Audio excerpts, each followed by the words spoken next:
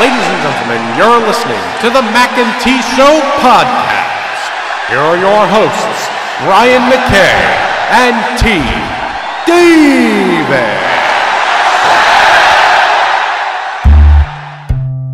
This is the Mackay T Show. This is the Mackay T Show. We talk movies and TV shows, sports and world news, coasting like on a world cruise. Hosted by Brian Mackay and T Davis. Yeah, you can't tame us. We're going to the top, we're becoming famous. What time is it? It's time for the Mackay T Show. What time is it? I said it's time for the Mackay T Show.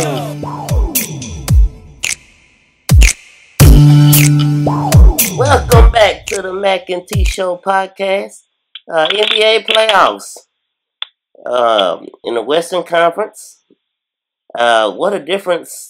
Not necessarily in the Western Conference that a difference a week makes, but last week I know Oklahoma City had just taken a 1-0 lead at the time we did our podcast, and now they are up 2-1 and look to be in real control. And the games that I've seen, it really seems like Billy Donovan is really out coaching Steve Kerr. I mean, he's like one step ahead, it seems.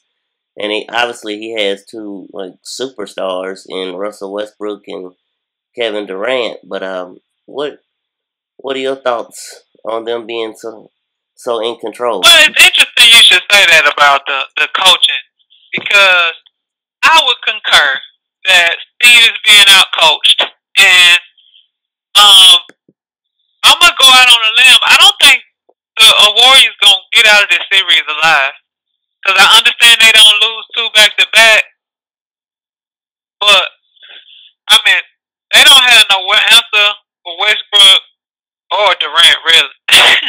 Right. I mean, they're both playing, just out of their mind so far in this series, and it's the Warriors. Like I said last week, they too casual, they too cocky, and when them shots don't fall, right, they don't seem to be focused like they should be, locked in, and not all this celebrating like we talked about.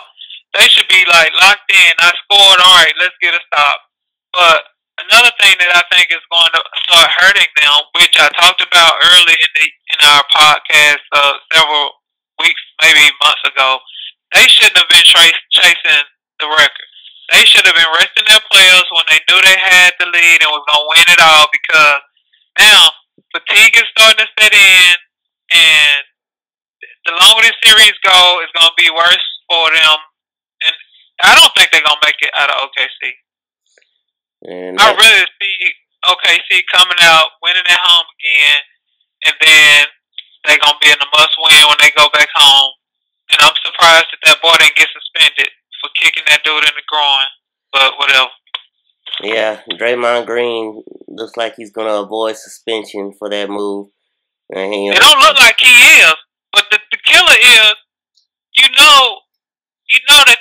that the league wasn't gonna suspend him, because they like the suspense, and if he don't play, I doubt. I mean, it'll be kind of like, oh, they about to lose, because they ain't gonna have their heart, they defense when they want to play small and none of that, and they just wouldn't have any replacement for him. But I really think what the Warriors done, and a part of it, they shouldn't have been chasing 73 wins and been trying to rest. Yeah, and for the long haul. And it's really going to be sad because, as we both stated previously, we was kind of looking forward to the Warriors at one time, going in there and playing against Cleveland again, and then beating Cleveland and showing everybody that last year wasn't a fluke. And, yeah. I honestly, and I'm not an OKC fan. I like both of their star players and everything, but they not scared of them. They can go pound for pound with them, and the way they just been dominating them when they do dominate, I don't know. Yeah. Moving on to the other side, the Eastern Conference. Wow. Here's I'm glad the Raptors decided to wake up, because I thought this was over. Yeah, I was like, what the world? They ain't never played a playoff game. Yeah, this series is definitely holds true to that statement. What a difference a week makes, because last week Cleveland was up 2-0, and not just up 2-0, they had just dominated Toronto in 2 straight games. And a couple of games later, up north in Toronto, you got Bismack Biyombo playing like Dennis Rodman, getting 26 rebounds, and your boy, future Laker, DeMar DeRozan. Right. He really did. I read it again. He really want to go back. I didn't realize he's from Compton or something like that. Yeah, Compton. Might not be Compton. Mm-hmm. It is Compton. Okay. Yeah, that and is. I guess he want to go back home. He about that life. Yeah. He's playing like the superstar that the Lakers need right now. I'm still not putting superstar by his name. Yeah. Star. But this is the thing, and you've heard it time and time again from veterans like Kenny Smith and Charles. You know, when you get to go home, your role players gonna play better at home than they do on the road, and so they're gonna have to steal one in Cleveland to make this thing really interesting.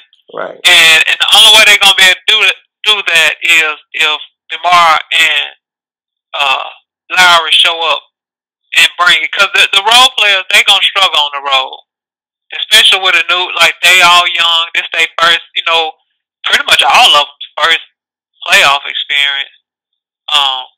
So they gonna struggle on the road, and they gonna play better at home.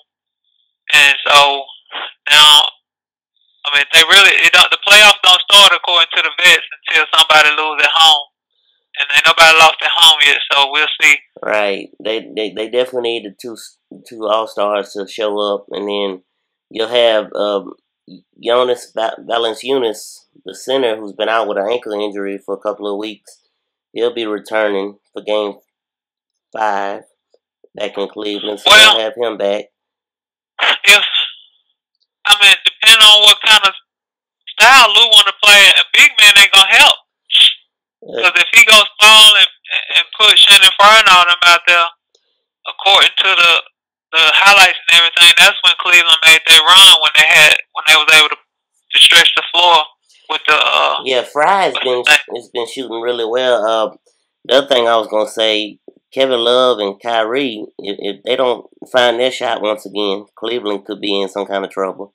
The last couple of games, they haven't been shooting very well. Well, we already talked about them shooting too many threes and falling in love with we can shoot threes too and all that, and how that would be to their detriment. So, right. Yeah. Well, I think that's gonna bring us to our first break. On the other side, we'll get into a little TV talk, and much more. This has been the Mackay T Show.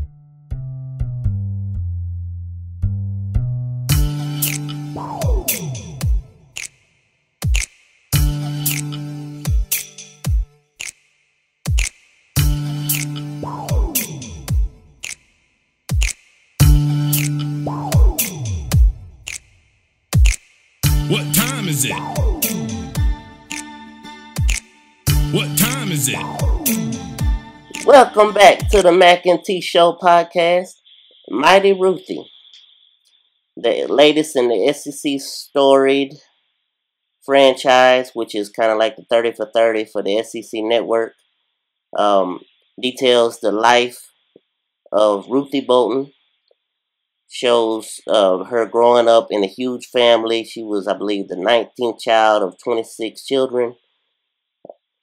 Shows her growing up in a huge family, becoming a huge basketball star, winning 2 straight state championships at McLean High School in McLean, Mississippi, with her sister, Mayola Bolton. Both her and her sister both wound up being recruited and going to Auburn for college, where they would play in back-to-back NCAA championship games, losing both to Louisiana Tech and Tennessee, who were the perennial powers at the time. But the crux and the big meat of the story has to do with Ruthie Bolton's domestic abusing situation with her husband. She details, accounts of her just being physically abused by her husband. Sad situation, but it's good that she came out of it the way that she has. I mean, this is a situation that was going on while she was winning gold medals, while she was being a WNBA superstar. Still having all of this in the back of her mind and going home to all of this. And it's sad that, that things like this happen. It's a very good story for someone who may be dealing with the same issues, or maybe of someone who's dealing with the same issues. What do you think about this whole domestic? Well, I just want to reiterate that I didn't even know she was married. I told you that, and then I was like, I didn't know she was married.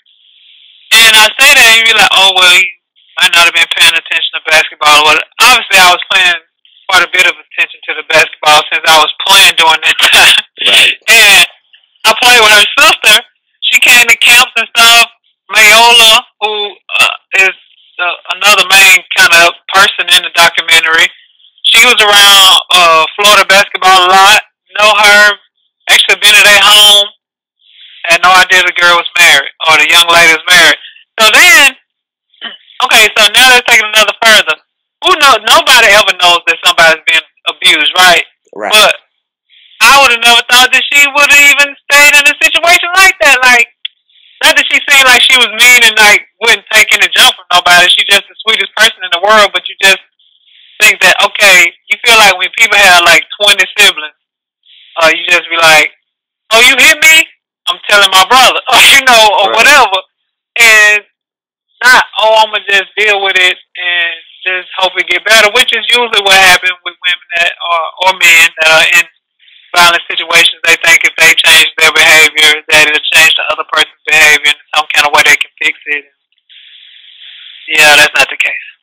Right, and it winds up being, for Ruthie at least, it winds up being a great story of redemption and reclaiming her life really, and being able to get out of that situation.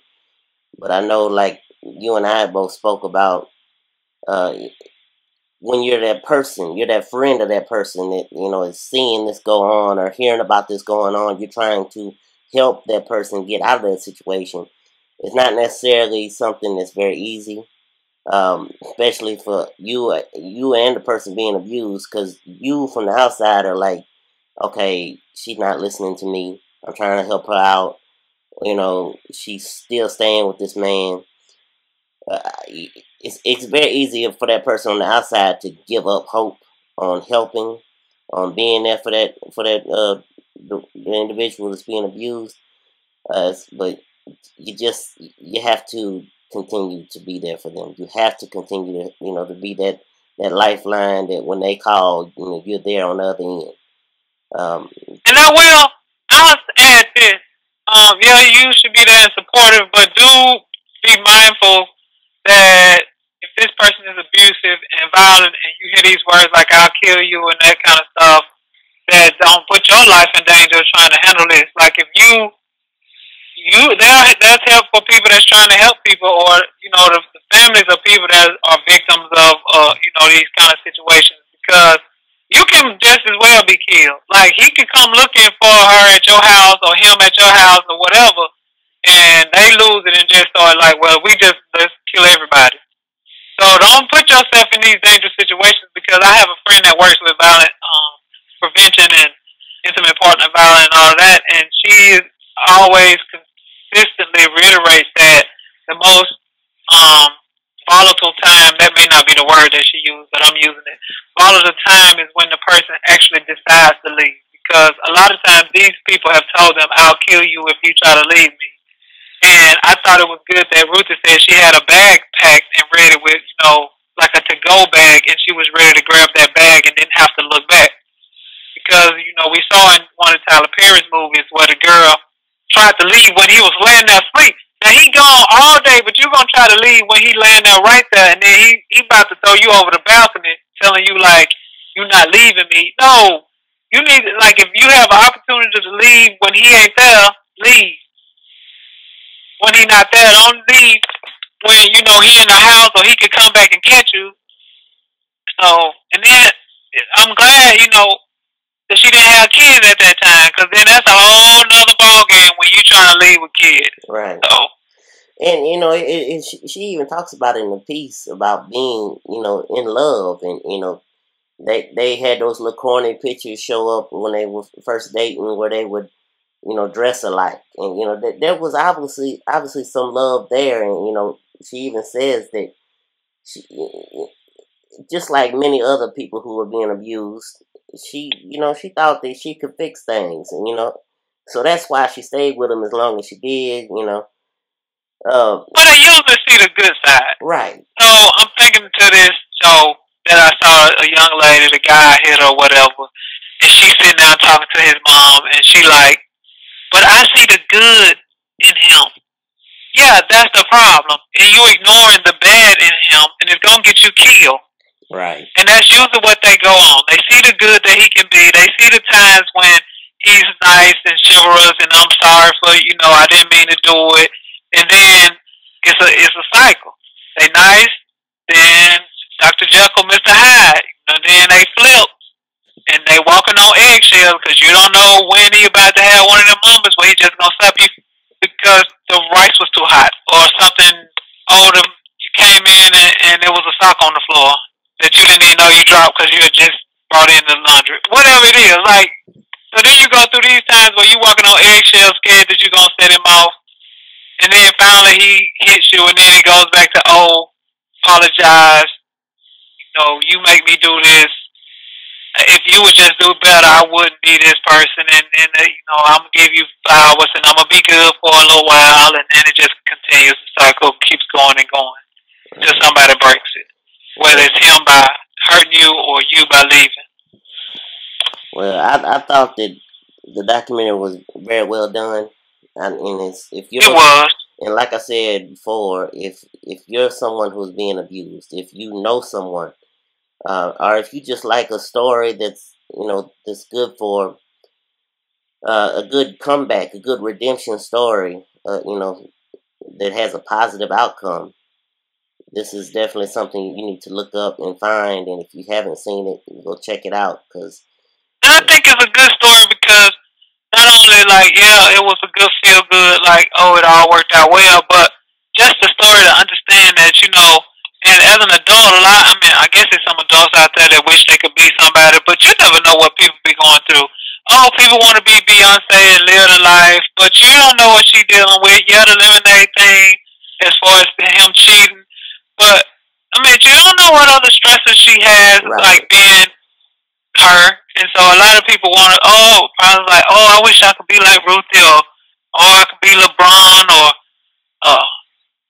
Stephon Curry, or whoever, and you have no idea what their personal life is like.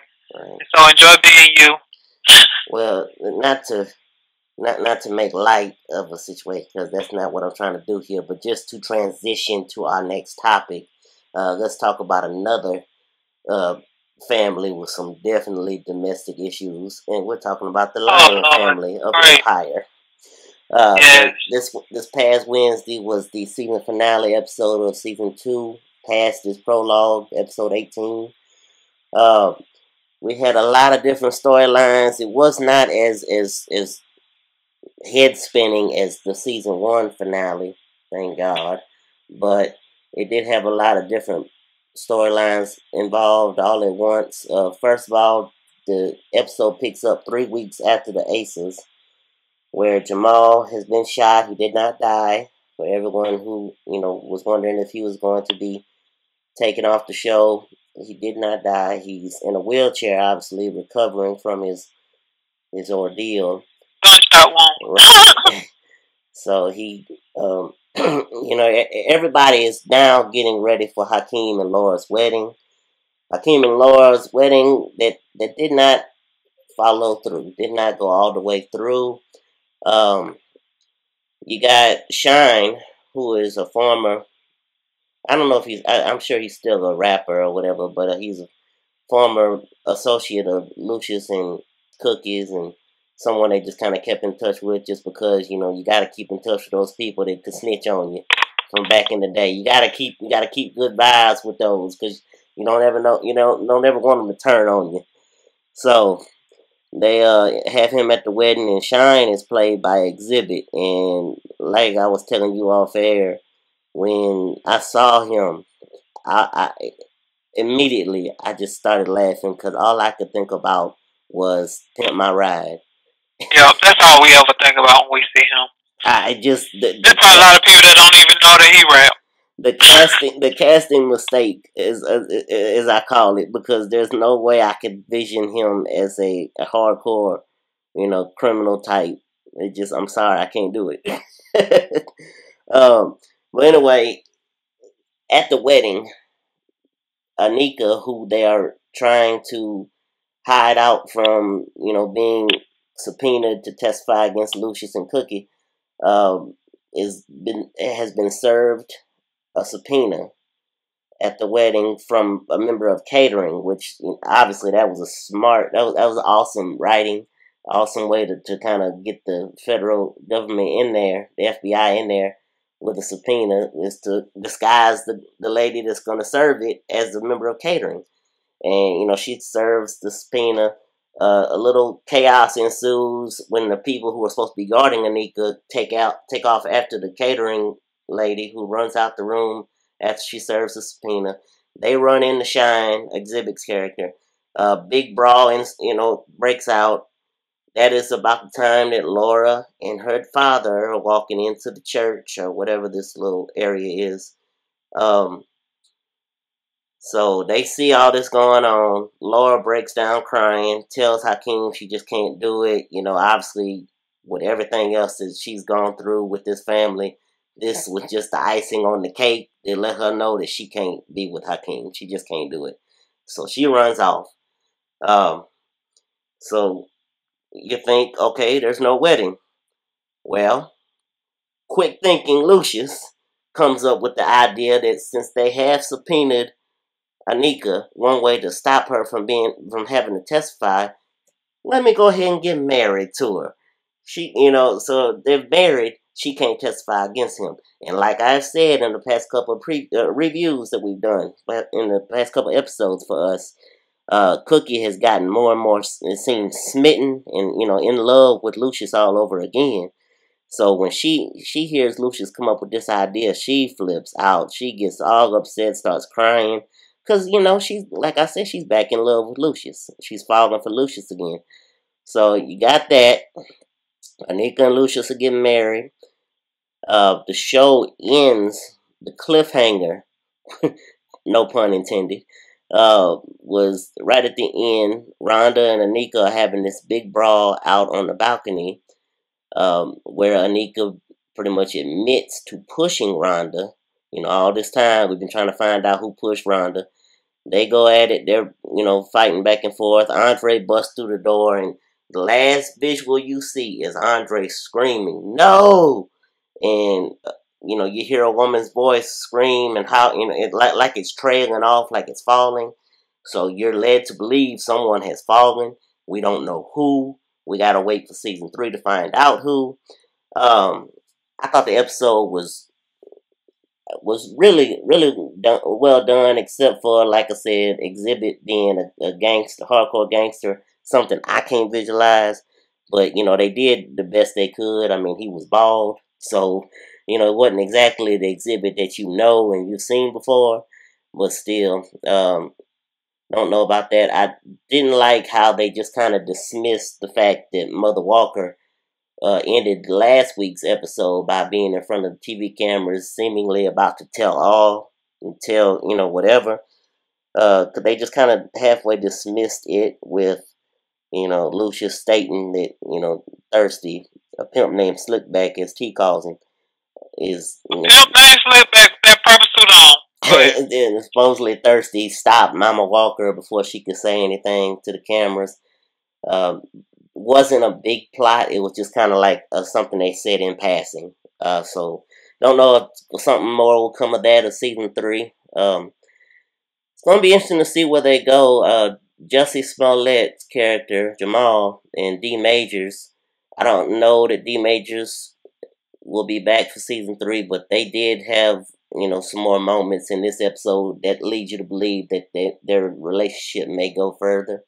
Don't know what's gonna happen with Hakeem and Laura. Will she, have a change of heart, come back to him, or is she done with Empire altogether? The other big storyline was the fact that Tariq, the FBI agent, is Lucius's half brother. So it'll be interesting to see where they go with that. I'm interested. I can't wait for season 3. I mean, I think it's going to be something. It should be interesting. Yeah. You never can tell with these people. Right. There are a couple of Fox shows that's coming up. I don't know why we're giving shout-outs for Fox right now, but since we talk about Empire and it's on Fox, that I think that you may be interested in. And one, Lethal Weapon. They have the new Lethal Weapon. Who is the white guy? Do we know his name? Clayne Crawford plays Martin Riggs, the Mel Gibson's character from the movie. Yeah. And then one of the Wayans brothers. Yeah, Damon Wayans plays Lieutenant Murtaugh, who is Danny Glover's character.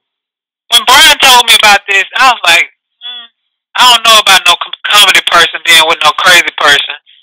But then I saw the trailer and I was like, that might just work. It looks good. He's not being silly. Obviously, some of his stuff gonna come out kind of sounding comedic, but it looks like it might be actually good. Right. All right. Another show you might like, Pitch. First female Major League Baseball player. Not only is she a female, she's a black female. Her first game, she just is awful. And I mean awful. It's like throwing the ball over, around, everywhere the ball shouldn't be thrown. And then she asks, how they call the catcher out, and then the coach come out. Right. She asked to be taken out, which usually people don't do, and this is in the first, inning, it looked like, you really can't tell, but I'm like, oh, this ain't going well. But anyway, and the trailer looks good. Interested to see, where they take that, show, being a woman in the all-male world, should be good. Another show, Shots Fired. We got Sanaa Lathan and a new young man that I've never seen before. Look like they're internal, affairs type people, and they are investigating actually a black cop killing a white young male, and seeing how this, with the roles being reversed as far as what we have seen in America, and how it plays out with race police shootings in the state of America today. Should be fun. It looks very interesting with some of the stuff that they showed. The black cop said something like, now he has and I don't know, I'm sure he didn't say this and mean to be recorded, but you know how the internet is today. Something like, this give him a freedom to shoot whites or something, he says. And I was like, oh, this is really about to be interesting, how deep they get into the race issue and see what this looks like for TV. Right. And last but not least, for all of you 24 lovers, they are doing a 24 legacy TV show. Kiefer is on a Fox show, but it's not this one. Kiefer Sutherland or whatever his name is. I don't even know the young man's name, but this trailer is awesome, and I am a 24 fan, and I think that of all of those, I'll try to catch probably most of them, but this one looks very interesting. It's a black male lead, and that's not the reason I'm watching it, but it looks very interesting. And so it's a switch from the white guy being the one that's running around trying to save the world. Now it's a black young man running around trying to save the world from terrorists that are on American soil. Yeah, Fox seems to be doing something, here in their summer and their fall lineup. Oh, I'm excited about this 24 because if they keep up the par with the ones with the Kiefer guy, those are always interesting. So yeah, well, see where that goes. Yeah, so look out for that the new Fox Fall lineup. Gonna be pretty interesting to see how that shakes out. Well, I think that's gonna bring us to our next break. On the other side, I've been teasing it. Me and T have been talking about it. We're going to give our cast for our movie our hypothetical movie that we're going to produce. So y'all definitely stay tuned for that. It's going to be very interesting. This been the Mackay T Show.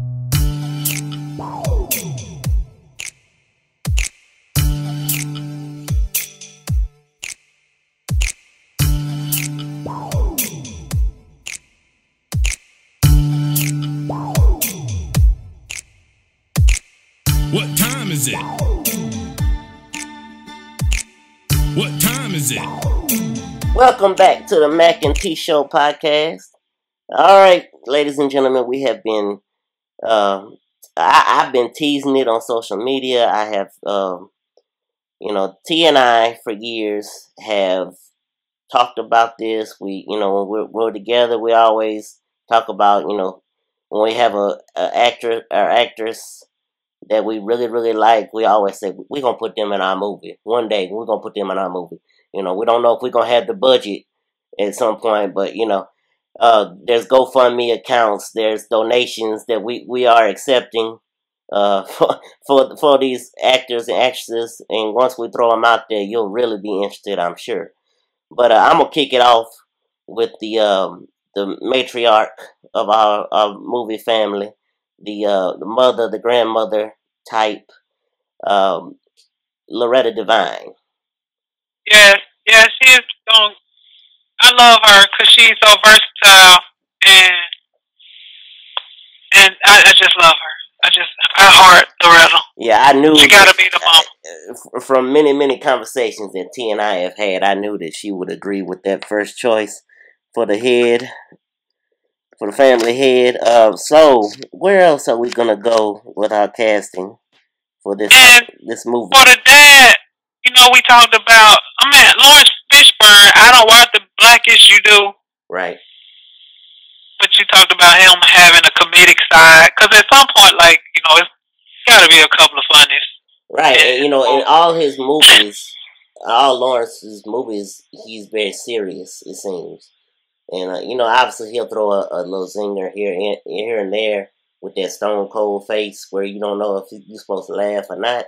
But in Blackish, he has a very, very comedic side, and very different side to, his traditional character.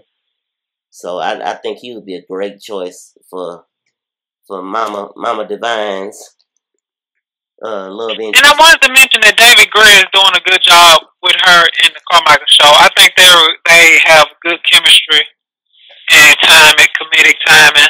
Yes. So I like him too, but I never picked him to be. But we might can afford him, and we probably can't afford Laurence, so we might have to go. What we can afford. Other members of the family, I know you and I have talked about a aunt type character being Jennifer Lewis. We love Jennifer Lewis too. Vera from she's all the Meet the Browns. For anyone who's a Chicago Parent Meet the Brown fan. Yeah. Jennifer. I guess, do we have to have a crazy uncle or somebody like that? No, I think like you've always said, Jennifer can stand on her own. I think she doesn't. Oh, okay, we good with that. We don't necessarily need a love interest for her character. Or she could be I mean a love interest, if she's Loretta's sister or Lawrence's sister, then the other side having a sibling or whatever, that would be the kid's uncle or whatever. Yeah, not that they married. Right. Okay, I see what you're saying. Yeah. Oh, yeah. Who could it be? I like, he was on Roscoe Jenkins, the cousin, the light-skinned guy that's the actor. Oh, goodness. He's in a movie recently, Meet the Blacks. What is his name? And he was supposed to do Uncle Buck, but it never it's coming. It's coming. Don't worry, it's coming. I saw the previews for it. The new Uncle Buck has. What is his Oh my name? God, I can't find his name. Mike Epps. Mike Epps. Yes, it's coming out on ABC. Uncle Buck. It is coming. Okay, so yeah, Mike Epps I think will be good because he's pretty funny. Yes. And nothing. Then I want Jurnee Lewis or look. Let me see. I'm running down the list.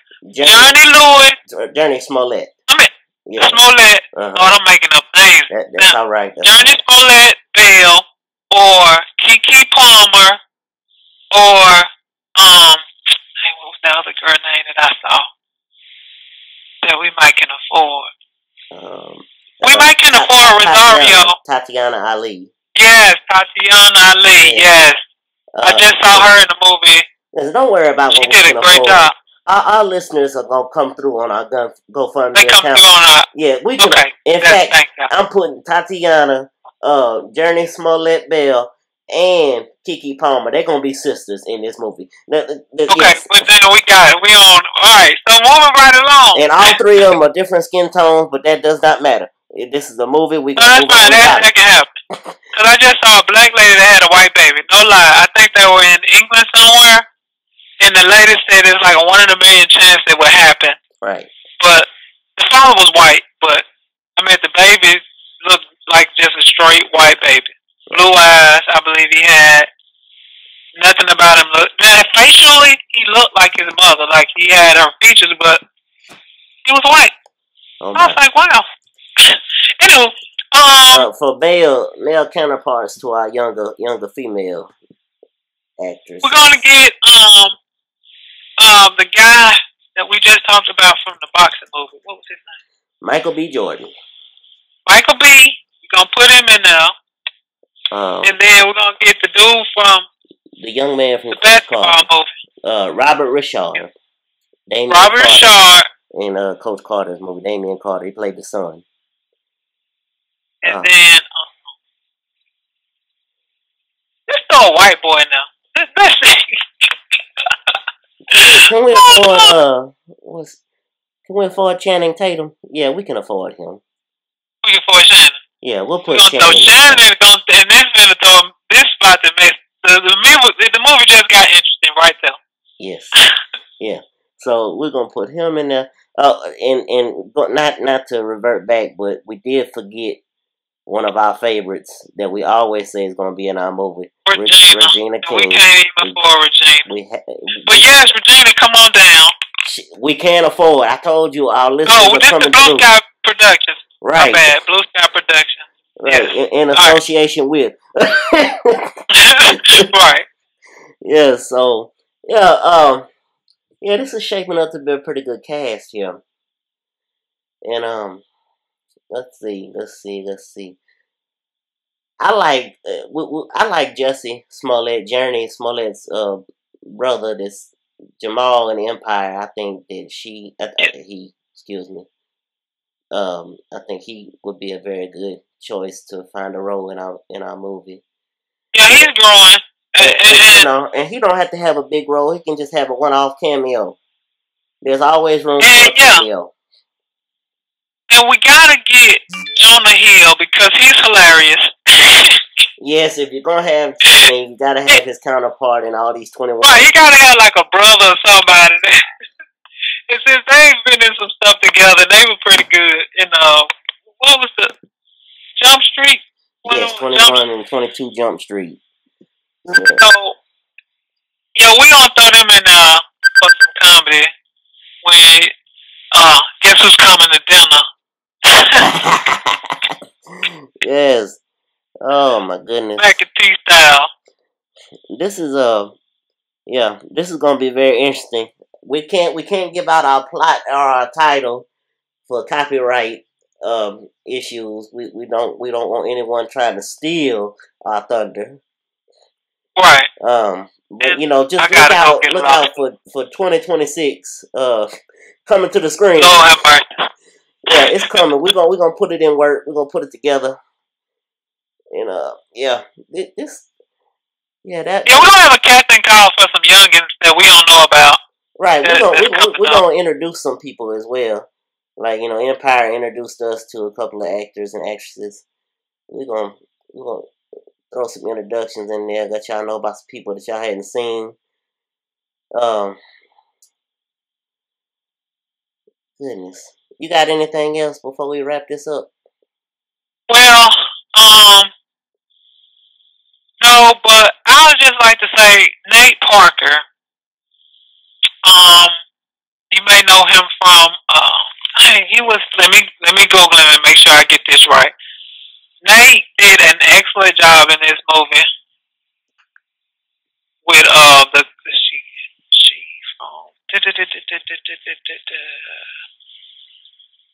Okay, actually Nate has been in quite a bit. He was in The Great Debaters and Non-Stop, but he was in Beyond the Light. Have you seen that?